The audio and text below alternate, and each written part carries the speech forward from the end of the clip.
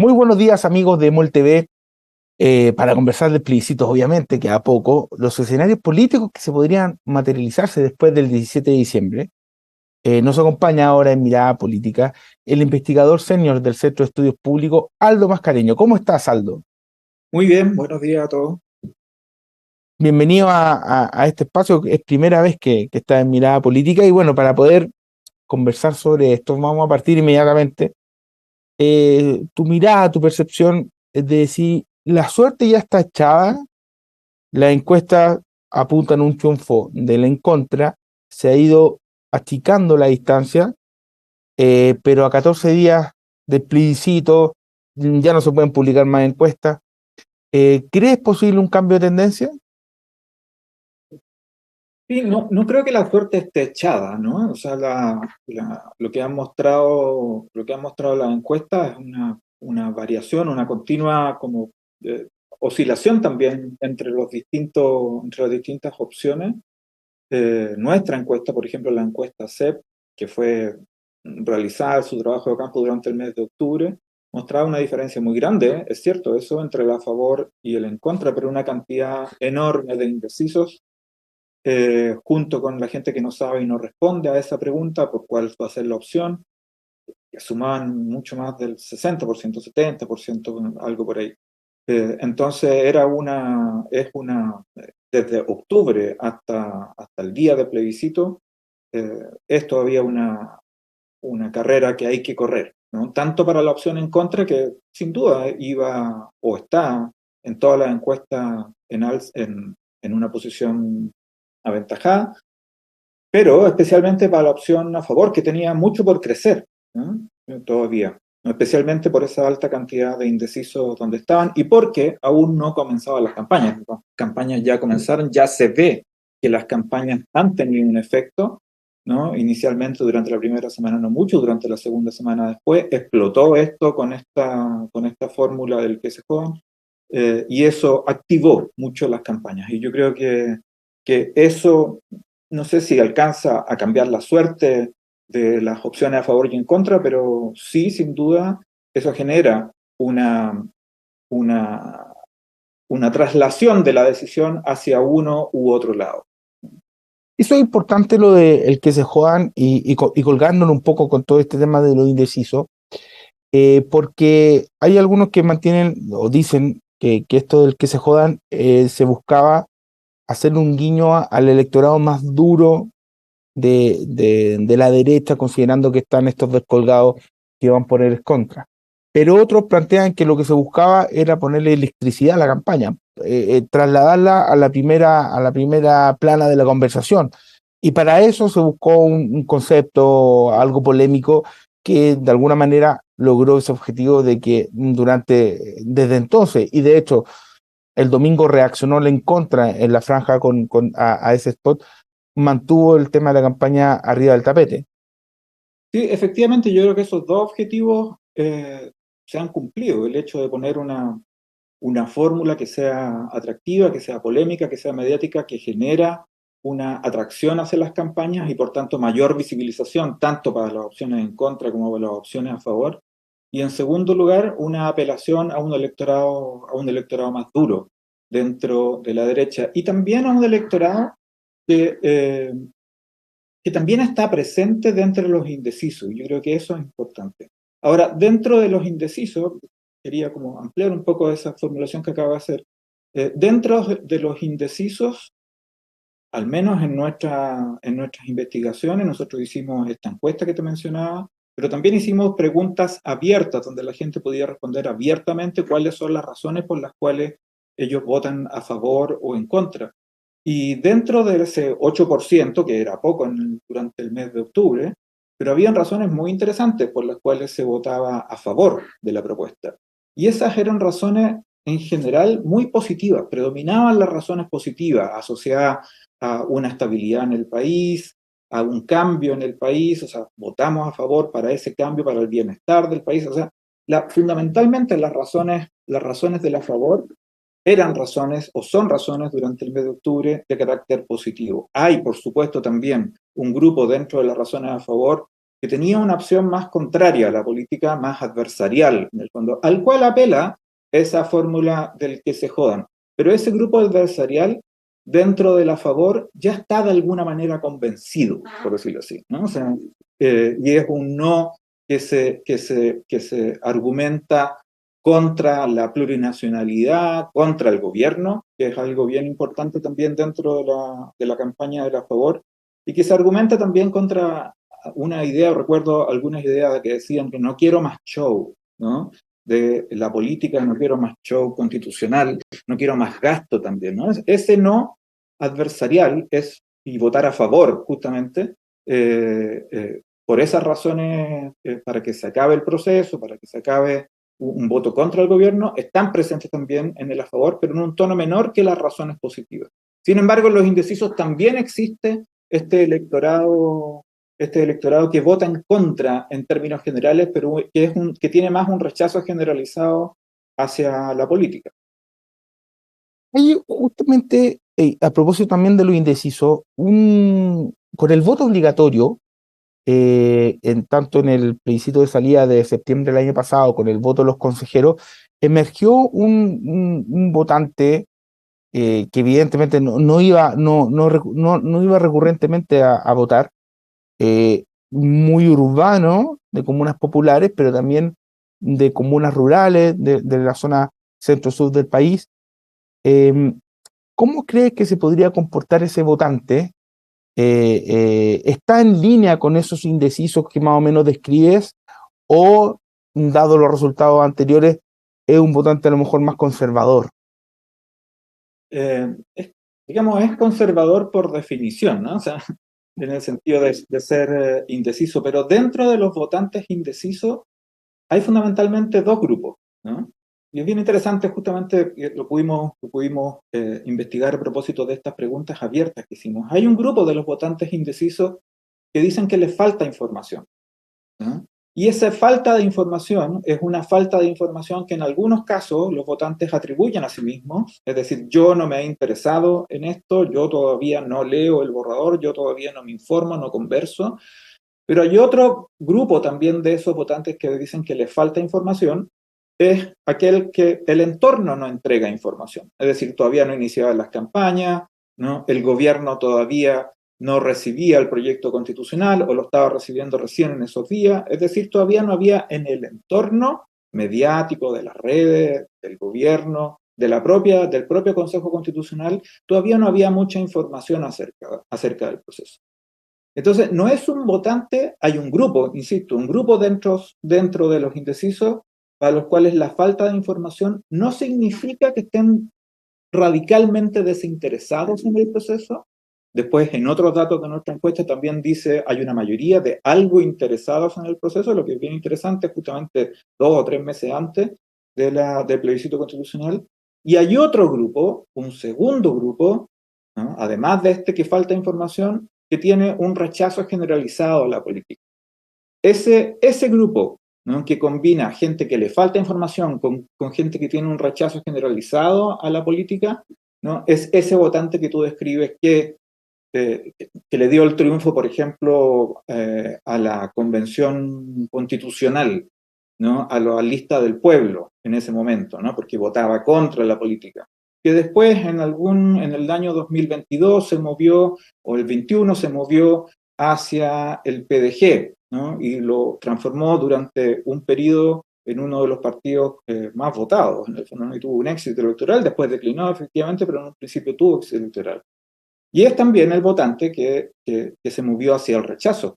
Y un votante que durante el Consejo Constitucional, en las elecciones del Consejo Constitucional, votó también nulo o blanco, ¿no? Es un votante que oscila y que le dio también, en algunos de esos, preferencia ahora republicano. O sea, ha sido un votante que se ha movido. No es un votante de centro, ¿no? En el sentido clásico del término que nosotros pensábamos de los 3 tercios chilenos famosos. En el fondo, por un lado estaba la izquierda, la derecha, y al medio estaba, no sé, el Partido Radical, la Democracia Cristiana y algún otro partido de centro. ¿Sí? No es ese votante doctrinario de centro moderado, sino que es un votante muy oscilante, muy desconectado, ¿no? Del acontecimiento político y mucho más preocupado de la vida cotidiana. de su propia vida cotidiana, que fue eso lo que captó el PDG, recuerdo, en aquellos años. Y esa fue la promesa también de los independientes durante la Convención Constitucional, ¿no? Que es una fórmula que ha sido muy recurrente. Recuerdo que las primeras veces que apareció esto de los problemas de la gente fue con Lavín, ya como a principios del siglo, a fines del siglo XX, en el fondo, ¿no? Y comienzos del XXI, y que después ha ido creciendo, ¿no? Esta idea de que después rescata el PDG, que también se rescata ahora. O sea, es un votante muy preocupado de la delincuencia, ¿no? Como lo muestran también nuestras encuestas. Es un votante que está más preocupado de que cuando se baja de la micro o sale del metro y tiene que caminar a su casa no lo asalten, ¿no? Que de la Constitución. O sea, si llega a la casa, a lo mejor podría conversar con la familia acerca de qué votar en el plebiscito, pero eso no es parte de las preocupaciones cotidianas de ese tipo de población. Sí puede moverse, pero unos días antes, como también lo han señalado ya varios de los especialistas en estas cosas, del plebiscito constitucional hacia una u otra opción. No porque lea el borrador, no hay que esperar eso, no hay que esperar que con un marcador empiece a rayar, a destacar las cosas que le interesan y haga un análisis acerca de esto, sino que es un votante que más bien va a conversar en el trabajo, va a conversar con la familia, va a conversar con los amigos, ¿no? Y a partir de esas conversaciones en sus grupos más particulares, más locales, digámoslo así, se va a inclinar por una u otra posición, ¿no? Entrando un poco más en la campaña, eh, pareciera que, por ejemplo, la opción del en contra tiene dos miradas o dos almas. Una que busca replicar la exitosa campaña del rechazo, de subrayar las falencias del texto, exagerando, justificadamente o no, las consecuencias que podría tener si se aprueba, que para el 4 de septiembre del año pasado fue muy efectivo.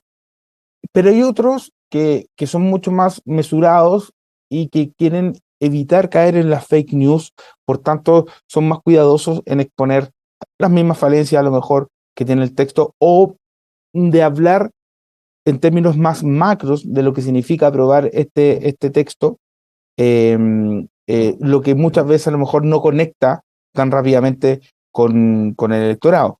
Al final, exagerar las falencias siempre puede ser mucho más redituable. ¿Cómo ves la campaña del en contra? Mira, el votante en contra, justamente también por voy a partir por eso y lo conecto después con la campaña, el votante en contra justamente también a partir de las investigaciones que nosotros hemos hecho, tanto como el votante a favor también, ¿no? Ambos, el votante a favor como el votante en contra, cuando se le pregunta por las razones, expresan razones muy atendibles para su opción de voto. O sea, son razones reflexivas en términos generales. Como lo decía respecto del a favor, ¿no? Apuntaban a esta idea de esperanza, de un cambio constitucional, de que la estabilidad llegue por fin al país, ¿no? Y también en el votante en contra, lo que muestra, ¿no? Principalmente es una disconformidad con el proceso y con las propuestas, ¿no? O sea, queríamos salud, queríamos educación, pero no me satisface. Y dan razones reflexivas por las cuales, en el fondo, no le satisfacen. No es un voto en contra de Kast, no es un voto en contra de republicanos, no es un voto en contra de la derecha el que predomina en las opciones en contra, sino más bien es un voto algo decepcionado de la forma en las cuales se manifestaron, ¿no? Las distintas opciones que son, por ejemplo, cuestiones relativas a pensión, a salud, ¿no? A educación y, por supuesto, a seguridad también, que son las que más preocupan a la ciudadanía. Entonces, el votante en contra no es un votante, ¿no? Radicalmente reactivo o reaccionario, por decirlo así. No es un votante que ha visto la propuesta, un votante informado, que la conoce y que manifiesta esa disconformidad, que manifiesta ciertas preocupaciones respecto, por ejemplo, y esa es una de las cuestiones más dominantes dentro de las razones por las cuales se vota en contra, con la posibilidad de las tres causales, con la posibilidad de que se pongan en duda en el futuro, a partir de los fundamentos constitucionales nuevos, las tres causales del aborto, que por lo demás en nuestra encuesta muestra que son absolutamente mayoritarias en las preferencias de las personas, ¿no? Las tres causales son mayoritarias, incluso el aborto libre tiene una preferencia de 15%, y el caso de las tres causales sobre el 50%. Entonces, es un votante muy reflexivo, un votante que ha investigado esta cuestión. Entonces, yo creo que la campaña que ha hecho el En Contra ha apelado a esto, ha mostrado eso. Siempre hay noticias, y esta idea, este nuevo concepto de fake news ha, de alguna u otra manera, creo yo, me parece a mí, eh, inflacionado la idea de que en las campañas se miente, ¿no? Y yo creo que siempre ha habido algo de eso en las campañas, algo de exacerbación de ciertos puntos, justamente por actividades electorales, propaganda se le llama a eso desde el siglo XX en adelante. Pero me parece que la campaña de la En Contra ha tenido esa orientación hacia ese votante más reflexivo también. Justamente mencionaba el tema del aborto tres causales. Hoy día publicó una carta varias personalidades, mujeres, entre ellas la presidenta Bachelet, apuntando al tema. Se espera que la presidenta Bachelet justamente participe en la franja del En Contra. Es el tema de la mujer, que es uno de los núcleos que podrían definir la elección. Eh, el que se tome el debate de aquí hasta el 17, obviamente pueden surgir otros más, pero pareciera ser que el tema de los derechos de la mujer puede ser uno de los debates más clave de aquí hasta el 17. Sí, yo creo que sí, yo creo que ese es uno de los... Mira, hay dos cosas que marcan tanto la campaña, o una que marca la campaña a favor y otra que marca la campaña en contra, o la idea de los votantes en contra y a favor. En el caso del a favor, ¿no? También por ciertos análisis que hemos hecho más de corte econométrico, ¿no? Hemos visto que justamente uno de los elementos fundamentales, ¿no?, que distingue a la población a favor tiene que ver con este no al gobierno, con esta oposición al gobierno, ¿no? Entonces, de alguna manera la estrategia de la campaña a favor de vincular, ¿no?, un a favor de la Constitución con un en contra al gobierno, que es algo complejo de desarrollar y analizar y después de descifrar por el electorado, no puede ser uno de los elementos fundamentales. Y en el caso de la campaña del en contra, el elemento primordial, ¿no?, y uno de los centrales que distingue a los votantes en contra es justamente esta preocupación por el riesgo de poner en duda las tres causales a través de este proyecto constitucional. En ese sentido, efectivamente, ¿no?, la cuestión de la mujer, como ya lo ha hecho, ¿no?, ha ganado un espacio dentro de esta campaña, ¿no? Y puede ser un elemento bien decisivo a la hora de muchos votantes, y no solo mujeres, de votar también a favor o en contra del proceso. Hoy día, Efectivamente. en una columna en el diario Mercurio, Eugenio Tironi señalaba, voy a citarlo, que ¿Mm? más allá del resultado, ganen en contra o a favor, la aspiración de enterrar el tipo de orden capitalista en Chile queda fuera de radar por al menos una generación. ¿Tú concuerdas con esa idea de que finalmente eh, cualquiera de las dos opciones mantiene vigente el modelo que fue vilipendiado por muchos en algún momento, pero que sustenta los 30 años, em, o se abre un nuevo proceso también que busque el cambio constitucional y no se cierra el tema el 18 como se supone que debería ser? Bueno, una cosa es el cambio constitucional, que seguramente ya está todo el mundo de alguna u otra manera, no harto, pero ya con necesidad de pasar a otros temas, en el fondo también, ya preocupaciones urgentes como la delincuencia, como las cuestiones sociales, las instituciones sociales. Eso es un tema distinto, ese cambio, ese problema constitucional, a la transformación del capitalismo, que es una cuestión de carácter epocal, ¿no? Y eso yo creo que claro, efectivamente, durante la Convención Constitucional, en muchos casos eh, podía haber emergido un temor en torno a eso, pero eso quedó sepultado en ese momento, no ahora, ¿no?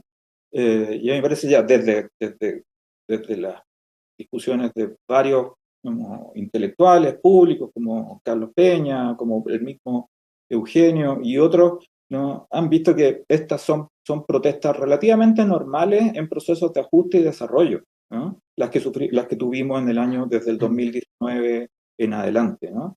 Chile justo hace algunos años había llegado a este nivel del ingreso medio, y ese nivel del ingreso medio, ¿no?, puede producir un estancamiento o puede producir también un salto hacia estrategias de mayor desarrollo, si es que hay justamente ciertas reformas y ciertos elementos claves que precisamente desarrollen a la gente, que limiten las desigualdades que existen en el país. Y yo creo que esa preocupación por las desigualdades es una preocupación también por el mejoramiento de las condiciones de orden capitalista, por decirlo así. O sea, yo no separaría, ¿no?, la preocupación por la desigualdad del capitalismo. El capitalismo no es solo crecimiento, la modernidad no es solo crecimiento, la modernidad no es solo libertad, es libertad e igualdad. Es un intento permanente, ¿no?, de equilibrar esos dos principios que caracterizan a un orden social moderno. Y eso es lo que siempre nos ha motivado, ¿no? Y eso es lo que en algún momento se orienta más hacia un lado o se orienta más hacia el otro. Seguramente después de este proceso podremos nuevamente intentar encontrar un cierto equilibrio entre esos dos elementos, porque los impulsos constitucionales igualitarios, en el fondo, no se pueden soslayar, ¿no?, simplemente. Y son fundamentales justamente para justamente ese salto al crecimiento y ese salto al desarrollo. En las sociedades, por lo general, hay discusiones que son de gran aliento, como lo fue justamente el tema constitucional desde que partió esto hace más de 10 años. eh, y hay algunas discusiones que son más de corto alcance, evidentemente más inmediata y con necesidades más prontas. Bajo ese mismo prisma, te quería hacer la pregunta, ¿qué tipo de discusiones que se van a suscitar a partir del 18 de octubre, del 18 de diciembre, eh, en el corto plazo? Mm. ¿Y qué grandes discusiones tú crees que se pueden suscitar en el mediano plazo o largo plazo? O sea, ¿de qué vamos a hablar como sociedad ahora que el tema constitucional quedaría stand-by? Sí, mira, yo creo que hay dos cuestiones que son bien de corto plazo y que desde hace bastante tiempo ya, al menos 5 o 6 años, nos están golpeando en el rostro, ¿no? Que son la delincuencia y la violencia, ¿no?, urbana, cotidiana. También la violencia etnonacional en el caso mapuche, que es un problema que hay que resolver. Es un problema histórico, sin duda, pero es un problema en el cual hay que seguir trabajando por lo menos. Eh, y la violencia urbana, ¿no? Y esa es una de las preocupaciones fundamentales de la gente, ¿no? La delincuencia, los asaltos y los robos, lo ha sido desde ya hace por lo menos 5 o 6 años y ha mantenido una presencia constante que solo bajó durante la época de la pandemia, ¿no? Pero por lo demás, en todas nuestras mediciones, esa valoración del problema de la delincuencia se ha mantenido alta. Y el otro problema que desde el año 2017, 2018 en adelante ha venido creciendo y que es un tema que hay que resolver también en el corto plazo, es el de la migración, ¿no?, sin duda. Y nosotros estamos, por ejemplo, haciendo investigaciones respecto de la migración que pronto podremos sacar a la luz, que son bien interesantes respecto de los distintos tipos de migrantes, respecto de las estrategias migratorias, respecto de las formas mediante las cuales podemos tratar con ese problema. Yo creo que esos son dos problemas urgentes, ¿no?, de los cuales hay que conversar independiente de la favor o del en contra, ¿no?, y hay que intentar resolver de una manera políticamente adecuada. Y hay otros impulsos, diría yo, impulsos de largo plazo que se transformaron en impulsos constitucionales. Y yo creo que si algo tuvo el proceso constitucional, no este, sino el anterior, el de la Convención Constitucional, si algún aprendizaje podemos sacar de eso, es que hay ciertos impulsos constitucionales o impulsos sociales que no podemos dejar de lado. Uno de ellos son los derechos sociales. Yo creo que a partir, ¿no?, del estallido social comenzamos a hablar, y quizá un poco antes, a partir de la propuesta constitucional de Michelle Bachelet, comenzamos a hablar también de estos derechos sociales, ¿no? Y eso se ha instalado como una necesidad también que sabemos tiene que desarrollarse en un plazo mediano, que sabemos es compleja, sabemos significa mucha reforma y sabemos significa además mucho crecimiento, ¿no? Justamente para generar estas condiciones de igualdad a través de derechos sociales. O sea, de nuevo, no se trata de una contradicción entre crecimiento e igualdad, sino que se trata de una complementación entre esos dos elementos. Ese es un impulso constitucional, es un impulso social que ya está instalado y que no se puede perder. De hecho, aparece de nuevo en esta nueva propuesta constitucional. Un segundo elemento creo que es el elemento, un impulso constitucional que también surgió y probablemente ha surgido antes, ya desde los años 2011 en adelante, con las primeras marchas que se hicieron sobre el tema medioambiental y el cambio climático. Yo creo que esa es otra preocupación fundamental, ¿no? A la cual debemos de manera internacional, y no solo de manera nacional, ¿no? Sino que de manera transnacional, preocuparnos, ¿no? Incluirnos en distintos foros respecto de este problema que ya lo vemos, nos está afectando en nuestra vida cotidiana constantemente.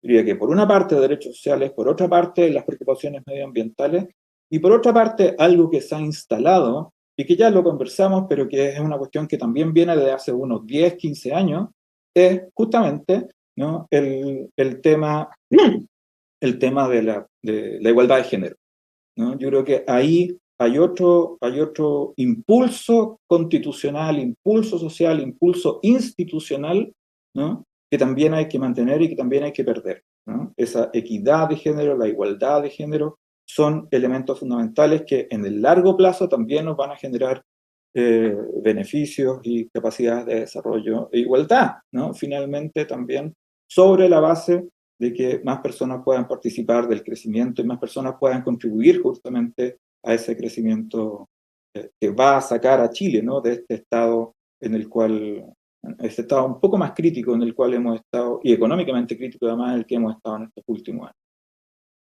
Oye, a propósito de los problemas o de las discusiones a corto plazo que mencionas, ¿crees necesario, después del plebiscito, un cambio de rostro en el gobierno, como ocurrió en el plebiscito anterior, más allá del resultado?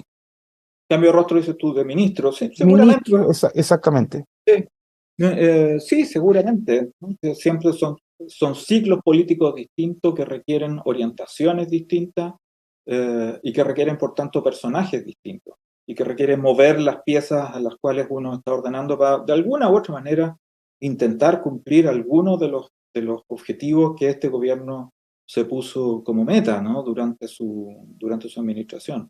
Hay muchas cosas que se han cambiado, ¿no? Desde que inició el gobierno, 2 o 3 cambios de gabinete, ¿no? Y han sido cambios de gabinete oportunos en el sentido de que han sido asociados a determinados ciclos políticos después del plebiscito constitucional, ¿no? Ahora, hace poco también hubo otro, y seguramente después del plebiscito constitucional, no sé si en diciembre o en enero, debiese haber otro reajuste precisamente para enfrentar últimos años que tiene el gobierno, este segundo tiempo que va a comenzar el gobierno, frente a este nuevo escenario ya establecido. De alguna manera, el hecho que personeros, ministros, ministras del propio gobierno hayan dicho que el proceso constitucional, y partidos de gobierno también, que el proceso constitucional ya no lo van a continuar, es justamente una anticipación de que van a estar preocupados de generar su agenda, ¿no? De alguna u otra manera poder por fin desarrollar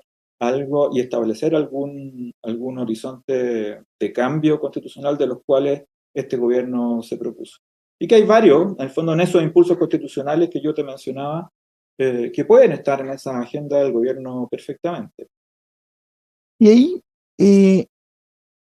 es creíble, o sea, porque justamente uno de los puntos que mencionaba de estos problemas inmediatos, y que lo sabemos, se habla permanentemente de eso, que es la crisis de seguridad. Observamos la semana pasada una autocrítica del presidente al respecto. El presidente ha realizado cerca de 7 autocríticas o mea culpa desde que asumió. Y pareciera que fuese un guión, pero después de la autocrítica viene la vocera a tratar de matizar la autocrítica y poder aterrizarla, digamos, para su sector. ¿Son creíbles esas autocríticas que hace el presidente? Siempre cuando alguna formulación y alguna estrategia se repite constantemente, se deflaciona, ¿no? O sea, pierde credibilidad, pierde confianza, y uno piensa, bueno, nuevamente estamos a esto y ya casi anticipa cuáles son los siguientes pasos, como tú justamente lo has hecho, ¿no? No pareciera ser que una estrategia, seguramente es una estrategia, ¿no? Y por tanto, lo que al gobierno se le ha pedido desde su inicio, ¿no? Es justamente la generación de acuerdos, el establecimiento de nuevos marcos orientadores en los problemas que se propuso, ¿no? Y especialmente ahora la delincuencia, que no era, y la migración, que no eran elementos que estaban, ¿no?, realmente en la agenda del gobierno, pero que tuvo que enfrentar. Y ese movimiento desde una agenda algo más ideológica por la cual partió a una agenda real, ¿no?, es lo que le ha costado a este gobierno demasiado, demasiado tiempo, ¿no? Ha estado, por supuesto, permeado por los procesos constitucionales, pero si uno recuerda, en el primer proceso constitucional también el gobierno hacía todo depender de que se aprobara el texto constitucional. En este se ha mantenido más al margen, pero también incide justamente en llevar adelante este proceso. De hecho, la reforma de pensiones, por ejemplo, ha estado en discusión precisamente hasta esperar a ver qué es lo que pasaba con este otro proceso constitucional. Entonces, además de una determinada incapacidad de llevar adelante prácticamente una agenda institucional que efectivamente opere, que sea real, que sea concreta, han estado estos otros procesos constitucionales cruzando este primer tiempo del gobierno. Así que esperemos que durante el segundo efectivamente se pueda dedicar a gobernar y a desarrollar algunos de los elementos ya más importantes, especialmente los orientados hacia la agenda de seguridad. Y yo diría el problema mapuche, etnonacional mapuche, es muy relevante en eso, ¿no? Y la otra es también la cuestión de la delincuencia y la migración. Hace unos meses el Centro de Estudios Públicos detectó una cierta tendencia de, de- del electorado o bueno, de la sociedad a posturas más autoritarias en Chile. Javier Milei no es necesariamente un ejemplo de que ejerza o realice un gobierno autoritario, pero sí es un personero de una derecha radical que en otras partes del mundo conecta con ese autoritarismo. ¿Cómo observas a la derecha chilena en esa lógica? Porque se habla mucho de las derechas radicales, pero son muy distintas. Una cosa es Milei, otra cosa es Bolsonaro, otra cosa es Trump. Eh, eh, Quizás José Antonio Cast podría tener una conexión mayor con Giorgia Meloni, que es la primera ministra de Italia, que no tiene mucho que ver, por ejemplo, con Orbán, que es el presidente de Hungría. ¿Cómo observa la derecha chilena en esta ola de una derecha más radical que se está tomando varias partes del mundo? En general, la derecha chilena, también la izquierda, y los partidos políticos chilenos han sido históricamente más doctrinarios, ¿no? Ujú, Han sido menos volátiles en ese ujú. sentido, han tenido menos tendencia al populismo históricamente hablando, lo cual no significa que en el futuro puedan oscilar hacia alguna de esas tendencias, ¿no? Como por ejemplo dentro del PDG podía verse algo de eso, y en otros partidos también de la izquierda podía advertirse algo de eso. O también en la derecha, orientándose hacia una opción como la que tú señalas, más en la línea italiana, más en un cierto populismo de carácter más excluyente, más nativista, o sea, que sea más nacionalista, por decirlo así. Yo creo que esas tendencias pueden estar, eh, pueden estar, pueden estar surgiendo también. De hecho, la separación, por ejemplo, de, de Rojo Edwards respecto a republicano, ¿no?, la dimisión, puede significar también una radicalización de algo más a la derecha que Kast, ¿no? Lo cual nuevamente muestra que la derecha, aun cuando sea una derecha fuerte como la de Kast, también tiene algún sentido doctrinario, que es un sentido que uno puede compartir o no, pero lo tiene. Y yo creo que después del estallido social, me parece, ¿no?, y probablemente algo antes también, la derecha ha oscilado mucho hacia el centro, ¿no? De hecho, la propia derecha, Macaya, ¿no?, y gente de la UDI, fueron los que propusieron o aceptaron desde la derecha fueron los primeros en aceptar y proponer un cambio también de la Constitución, si es que ganaba la opción del rechazo al proyecto constitucional de la Convención. Es decir, la derecha ha también tenido un proceso de mantenimiento en una centro derecha, por decirlo así, y de alguna u otra manera, ¿no?, se ha mantenido dentro de ese núcleo doctrinario. Conservador en algunos casos, liberal en otros, y más extremo, probablemente el que está surgiendo ahora. Pero yo diría que dentro, a propósito, tú partiste en la pregunta por esta idea del autoritarismo que nosotros hoy hemos detectado. Yo creo que sí. Ahora, ese autoritarismo está en comparación con otras dos opciones en nuestra encuesta, que es como la preferencia por un gobierno democrático, la preferencia por un gobierno autoritario, o el que en algunos casos te da lo mismo si un gobierno autoritario democrático. En todo, desde el 2008 en adelante, en todas nuestras mediciones, la democracia se ha mantenido siempre sobre el 50% de preferencia sobre otros tipos de gobierno. El autoritarismo había crecido hasta el año 2017, pero en el año 2017, ¿no?, empieza a bajar un poco y lo que empieza a subir es esa gente a la cual le da lo mismo un gobierno democrático o un gobierno autoritario. Y ese grupo de personas es el segundo grupo mayoritario, que oscila alrededor del 25-22%, ¿no? Y el grupo autoritario es un poco menor.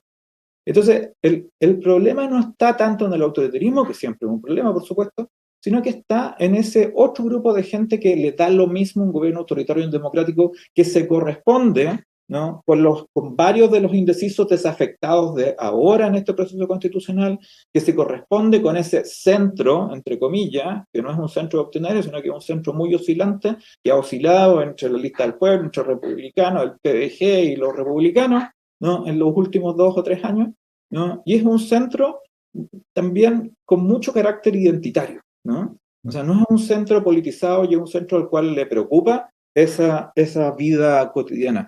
Entonces, ese grupo es un grupo nuevo. Y ese es el grupo que está votando ahora, y es un grupo que habíamos dejado de observar porque teníamos votación voluntaria, y ese es el grupo que ahora está votando con la votación obligatoria, ¿no?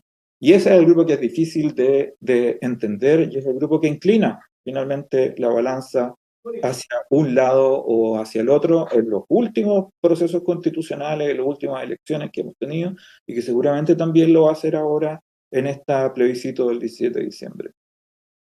Aldo, te quería agradecer esta conversación, muy interesante. Bueno, obviamente el plebiscito se tomó gran parte de eso, pero sí muy interesante la proyección de los temas que se nos vienen como sociedad. Así que muchas gracias.